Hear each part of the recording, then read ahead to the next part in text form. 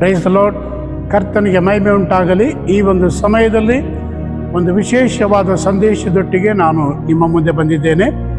ಈ ಸಮಯದಲ್ಲಿ ನನ್ನ ಸಂದೇಶ ಶೀರ್ಷಿಕೆ, ನಾವು ಕರ್ತನಿಂದ ಕರೆಯಲ್ಪಟ್ಟು ರಕ್ಷಣೆ ಹೊಂದಿದ ನಮಗೆ ಆತನು ಎಲ್ಲವನ್ನು ನಮಗಾಗಿ ಆತನು ಇಟ್ಟಿದ್ದಾನೆ. ಈ ಸಮಯದಲ್ಲಿ ನಾವು ಲೂಕನ ಸುವಾರ್ತೆ 15ನೇ ಅಧ್ಯಾಯದ 29ನೇ ವಚನದಿಂದ 31ನೇ ವಚನದವರೆಗೆ ಓದೋಣ. ಈ ಸಮಯದಲ್ಲಿ ನಾವು 29ನೇ ವಚನವನ್ನು ನಾವು ಓದೋಣ. ಈ ಸಮಯದಲ್ಲಿ, ಆದರೆ ಅವನು ತನ್ನ ತಂದೆಗೆ, ನೋಡು, ಇಷ್ಟು ವರುಷ ನಿನಗೆ ಸೇವೆ ಮಾಡಿದ್ದೇನೆ ಮತ್ತು ನಾನು ನಿನ್ನ ಒಂದಪ್ಪಣೆಯನ್ನಾದರೂ ಎಂದೂ ಮೀರಲಿಲ್ಲ. ಆದರೂ ನಾನು ನನ್ನ ಸ್ನೇಹಿತರ ಸಂಗಡ ಉಲ್ಲಾಸ ಪಡುವುದಕ್ಕಾಗಿ ನೀನು ಎಂದು ನನಗೆ ಒಂದು ಆಡನ್ನಾದರೂ ಕೊಡಲಿಲ್ಲ. ಆದರೆ ಸೊಳ್ಳೆಯರನ್ನು ಕಟ್ಟಿಕೊಂಡು ನಿನ್ನ ಬದುಕನ್ನು ನುಂಗಿಬಿಟ್ಟ ಈ ನಿನ್ನ ಮಗನು ಬಂದಾಗ ಕೊಬ್ಬಿಸಿದ ಕರುವನ್ನು ಅವನಿಗೆ ಕೊಯ್ಸಿದಿ ಎಂದು ಉತ್ತರ ಕೊಟ್ಟನು. ಹಲ್ಲೆಲೂಯಾ. ಇಲ್ಲಿ ವಾಕ್ಯ ಹೇಳ್ತದೆ, ತಪ್ಪಿ ಹೋದ ಮಗನು ತನ್ನ ತಂದೆಯ ಬಳಿಗೆ ಬಂದಾಗ ಅಲ್ಲಿ ಆ ತಪ್ಪಿ ಹೋದನ ಅಣ್ಣನು ಅಥವಾ ಹಿರಿಯ ಮಗನ ಒಂದು ಕಂಪ್ಲೇಂಟ್ ಏನಾಗಿತ್ತಂದ್ರೆ, ಅಪ್ಪ, ನಾನು ಇಷ್ಟು ವರ್ಷಗಳವರೆಗೂ ನಾನು ನಿನ್ನ ಜೊತೆಯಲ್ಲಿದ್ದೇನೆ, ನಿನ್ನ ಒಂದು ಅಪ್ಪಣೆಯನ್ನು ಕೂಡ ಮೀರಲಿಲ್ಲ. ಆದರೆ ನೀನು ನನ್ನನ್ನು ನನ್ನ ಸ್ನೇಹಿತರೊಟ್ಟಿಗೆ ಸಂತೋಷ ಪಡುವುದಕ್ಕಾಗಿ ಏನ್ ಮಾಡಲಿಲ್ಲ, ನೀನು ನನಗೆ ಏನ್ ಮಾಡಲಿಲ್ಲ, ಒಂದು ಆಡನ್ನು ಅಥವಾ ಒಂದು ಕುರಿಯನ್ನು ಕೂಡ ಕೊಡಲಿಲ್ಲ ಎಂಬುದಾಗಿ. ಈ ದಿನಗಳಲ್ಲಿ ಅನೇಕ ದೇವ ಮಕ್ಕಳು ಅಥವಾ ಅನೇಕ ಸಭೆಗಳು, ಅನೇಕ ವಿಶ್ವಾಸಿಗಳು ಯಾವ ರೀತಿಯಲ್ಲಿದ್ದಾರೆ ಅಂದ್ರೆ, ದೇವರ ಮೇಲೆ ಒಂದು ಕಂಪ್ಲೇಂಟ್ ಮಾಡುವ ರೀತಿಯಲ್ಲಿ, ಅಥವಾ ದೇವರು ನಮಗೆ ಏನು ಕೊಡಲಿಲ್ಲ, ದೇವರು ನಮಗೆ ಏನನ್ನು ಮಾಡಲಿಲ್ಲ, ನಮಗೆ ಯಾವಾಗಲೂ ಕೂಡ ನಾವೇನಾಗಿದ್ದೇವೆ, ನಾವು ಇದ್ದ ಸ್ಥಿತಿಯಲ್ಲೇ ಇದ್ದೇವೆ.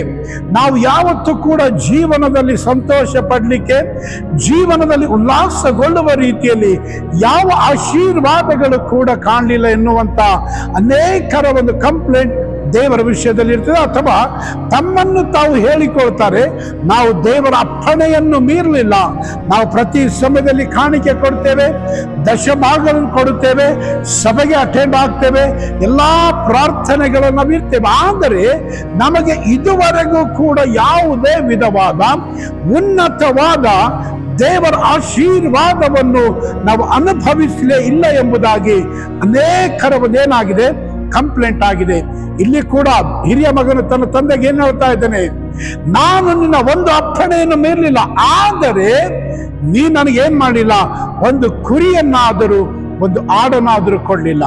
ಕಾರಣ ಏನಂದ್ರೆ, ಅವನು ತಂದೆಯ ಜೊತೆಯಲ್ಲಿದ್ದ. ಆದರೆ ಅವನಿಗೊಂದು ಸಮಸ್ಯೆ ಏನಂದ್ರೆ, ತಂದೆಯ ಜೊತೆಯಲ್ಲಿದ್ರೂ ಕೂಡ ಅವನ ಸ್ಥಾನ ಏನಾಗಿತ್ತು ಎಂಬುದಾಗಿ ಅವನು ಅರಿತುಕೊಳ್ಳಿಲ್ಲ. ಇವತ್ತು ಪ್ರಾರ್ಥನೆಗೆ, ಇವತ್ತು ಸಭೆಗೆ, ಇವತ್ತು ಆರಾಧನೆಗೆ ಬರುವ ನಮಗೆ ನಮ್ಮ ಸ್ಥಾನ ಏನಿದೆ, ದೇವರ ದೃಷ್ಟಿಯಲ್ಲಿ, ಕ್ರಿಸ್ತನಲ್ಲಿ ನಮ್ಮ ಸ್ಥಾನ ಏನಾಗಿದೆ ಎಂಬುದಾಗಿ ನಮಗೆ ಮೊದಲನೇದಾಗಿ ಏನಿರಬೇಕಂದ್ರೆ, ನಮಗೆ ಅರಿವಿರಬೇಕು.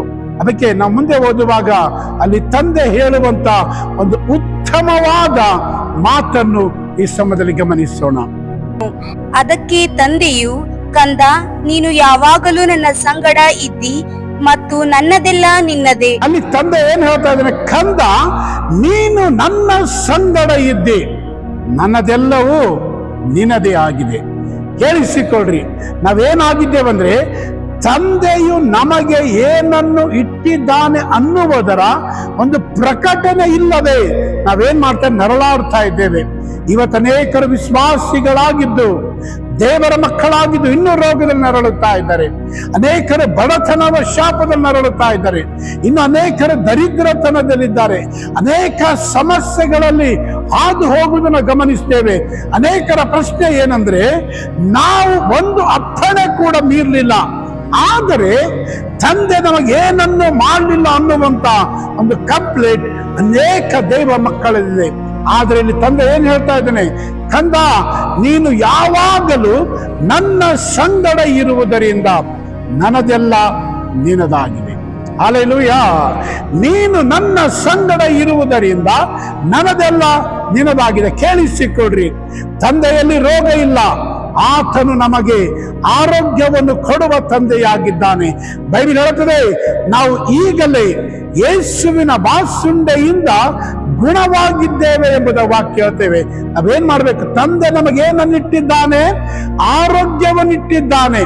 ನಾವೊಂದು ವೇಳೆ ಆ ಆರೋಗ್ಯದಲ್ಲಿ ಸಂತೋಷಿಸಲಿಲ್ಲ ಅಂದ್ರೆ ಅದು ನಮ್ಮ ಸಮಸ್ಯೆ. ಮೊದಲ ಪೇತ್ರ 2ನೇ ಅಧ್ಯಾಯದ 24ನೇ ವಚನವನ್ನು ನಾವು ನೋಡೋಣ ಈ ಸಮಯದಲ್ಲಿ. ಮೊದಲ ಪೇತ್ರ 2ನೇ ಅಧ್ಯಾಯದ 24ನೇ ವಚನ. ನಾವು ಪಾಪದ ಪಾಲಿಗೆ ಸತ್ತು ನೀತಿವಂತರಾಗಿ ಜೀವಿಸುವಂತೆ ಆತನು ನಮ್ಮ ಪಾಪಗಳನ್ನು ತಾನೇ ತನ್ನ ದೇಹದಲ್ಲಿ ಹೊತ್ತುಕೊಂಡು ಮರಣದ ಕಂಬವನ್ನು ಏರಿದನು. ಆತನ ಬಾಸುಂಡೆಗಳಿಂದ ನಿಮಗೆ ಗುಣವಾಯಿತು. ಯೇಸುವಿನ ಬಾಸುಂಡೆಯಿಂದ ನಿಮಗೆ ಗುಣವಾಯಿತು ಅಂದರೆ ನಾವು ತಂದೆ ಕೊಡ್ಲಿಲ್ಲ ಅಂತಲ್ಲ, ನಾನು ನಂಬಿಕೆಯಿಂದ ಅದನ್ನು ಪಡೆದುಕೊಳ್ಳಬೇಕು. ನಾನು ಪ್ರಾರ್ಥನೆಯಲ್ಲಿ ಅರಿಕೆ ಮಾಡುತ್ತಾ ಆತನ ಬಾಸುಂಡೆಯಿಂದ ಬಂದ ಆರೋಗ್ಯವನ್ನೇನ್ ಮಾಡಬೇಕು? ನಾನು ಸ್ವತಂತ್ರಿಸಿಕೊಳ್ಳಬೇಕು. ದೇವರ ಮೇಲೆ ದೂರುವಂಥದ್ದಲ್ಲ, ಪಾಸ್ಟ್ಗಳ ಮೇಲೆ ದೂರುವಂಥದ್ದಲ್ಲ, ಯಾವುದೋ ಸಭೆಗಳ ಮೇಲೆ ದೂರುವಂಥದ್ದಲ್ಲ. ನನಗಾಗ ಪ್ರಾರ್ಥನೆ ಮಾಡಲಿಲ್ಲ, ನನಗೋಸ್ಕರ ಅವರು ಸರಿಯಾದ ರೀತಿಯಲ್ಲಿ ದೇವರ ಮುಂದೆ ಬೇಡಿಕೊಳ್ಳಲಿಲ್ಲ, ಅಥವಾ ನಾನು ಇಷ್ಟು ದೇವರನ್ನು ಹಿಂಬಾಲಿಸ್ತಾ ಇದ್ದೇನೆ, ದೇವರನಿಗೆ ಯಾವುದು ಒಳ್ಳೆಯದನ್ನು ಮಾಡಲಿಲ್ಲ ಅಂತೇಳಿ ದೇವರಿಗೆ ವಿರೋಧವಾಗಿ, ಸಭೆಗೆ ವಿರೋಧವಾಗಿ, ಸೇವಕರಿಗೆ ವಿರೋಧವಾಗಿ ಮಾತಾಡುವುದಿಲ್ಲ. ಅಲ್ಲಿ ಬೈಬಲ್ ಹೇಳುತ್ತದೆ, ದೇವರು ನಮಗೆ ಆರೋಗ್ಯದಲ್ಲಿಡುವುದಕ್ಕಾಗಿ ಯೇಸು ಸ್ವಾಮಿಯ ದೇಹದ ಮೇಲೆ ಗಾಯಗಳನ್ನು ಆತನು ಉಂಟು ಮಾಡಿದನು. ಕಾರಣ ಅಂದ್ರೆ ಆತನ ಬಾಸುಂಡೆಯಿಂದ ನಾವು ಆರೋಗ್ಯವನ್ನು ಪಡೆಯುವುದಕ್ಕಾಗಿ. ಹಲ್ಲೆಲೂಯಾ.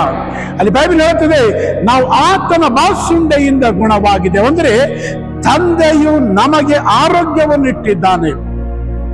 ಇವತ್ತಿನ್ನೂ ಅನೇಕರ ಪ್ರಶ್ನೆ ಇದೆ, ನಾನು ಅನಾರೋಗ್ಯದಲ್ಲಿರುವುದು ದೇವರ ಚಿತ್ತವ ಎಂಬುದಾಗಿ. ಅಲ್ಲ, ನೀನು ರೋಗದಲ್ಲಿರಬಾರದು, ಆರೋಗ್ಯದಲ್ಲಿರಬೇಕನ್ನುವ ದೇವರ ಚಿತ್ತವಾಗಿರುವುದರಿಂದ ಆ ಯೇಸು ಸ್ವಾಮಿ ಕ್ರೂಸ್ ಮೇಲೆ ಹೋಗುವಾಗ ಆತನ ದೇಹದ ಮೇಲೆ 39 ಕಬ್ಬಿಣದ ಮೊಳೆಗಳಿಂದ ಆತನ ದೇಹದ ಮೇಲೆ ಹೊಡೆಯಲ್ಪಟ್ಟಾಗ, ಆ ಬಾರುಕೋಲುಗಳಿಂದ ಹೊಡೆಯಲ್ಪಟ್ಟಾಗ ಆತನ ಚರ್ಮ ಮಾಂಸ ಕಿತ್ತಿ ಬರ್ತಾ ಇತ್ತು. ಕಾರಣ ಏನಂದ್ರೆ ಆ ಕ್ರೂಜೆಯ ಮೇಲೆ ಆತನು ತನ್ನ ದೇಹದ ಮೇಲೆ ಗಾಯ ಹೊಂದಿ ಆತನು ಬಲಿಯಾಗುವುದು ಯಾಕೆಂದ್ರೆ ನನ್ನ ನಿನ್ನ ರೋಗಗಳನ್ನು ಗುಣಪಡಿಸುವುದಕ್ಕಾಗಿ. ನೀನು ದೇವರ ಮೇಲೆ ದೂಷಿಸಬೇಕಾಗಿಲ್ಲ, ಈ ವಚನವನ್ನು ನಂಬಿ ನೀನು ಅರಿಕೆ ಮಾಡಬೇಕು, ನಾನು ಯೇಸುವಿನ ಬಾಸುಂಡೆಯಿಂದ ಗುಣವಾಗಿದ್ದೇನೆಂಬುದಾಗಿ. ಯೇಸು ಸ್ವಾಮಿ ನನ್ನ ಎಲ್ಲ ರೋಗಗಳನ್ನು ಹೊತ್ತು ನನಗೆ ಆರೋಗ್ಯವನ್ನು ಕೊಟ್ಟಿದ್ದಾನೆ. ಯಾಕೆಂದ್ರೆ ನಾವು ತಂದೆಯೊಟ್ಟಿಗಿದ್ದೇವೆ, ಸಭೆಯಲ್ಲಿದ್ದೇವೆ. ಆದರೆ ತಂದೆ ನಮಗೆ ಏನನ್ನು ಇಟ್ಟಿದ್ದಾನೆ ಅನ್ನುವುದರ ಪ್ರಕಟಣೆ ಇಲ್ಲದೆ ಇದ್ದರೆ ನಾವು ಹೇಗಿರ್ತೇವೆ? ಹಿರಿಯ ಮಗನಂತೆಯೇ ನಮ್ಮ ಮನಸ್ಥಿತಿ ಇರ್ತದೆ. ನನಗೇನು ಇಲ್ಲ, ಒಂದು ಕುರಿಯು ಕೂಡ ನನ್ನ ಸ್ನೇಹಿತರೊಟ್ಟಿಗೆ ಸಂತೋಷ ಪಡಲಿಕ್ಕೆ ಇಲ್ಲ ಅನ್ನುವ ರೀತಿಯಲ್ಲಿ ನಾವು ಕೂಡ ಹೇಳ್ತೇವೆ. ಅನೇಕ ಸಮಯದಲ್ಲಿ ನಾವು ಪ್ರಾರ್ಥನೆ ಆರಾಧನೆಯಲ್ಲಿದ್ದರೂ ಕೂಡ ಆರೋಗ್ಯದಲ್ಲಿ ನಾನು ಬದುಕಲಿಕ್ಕೆ ಆಗ್ಲಿಲ್ಲ ಎಂಬುದಾಗಿ. ಅದು ದೇವರ ಪ್ರಾಬ್ಲಮ್ ಅಲ್ಲ, ಅದು ನಿನ್ನಲ್ಲಿರುವಂತ ಒಂದು ಅಪನಂಬಿಕೆ ಅಥವಾ ನಿನ್ನ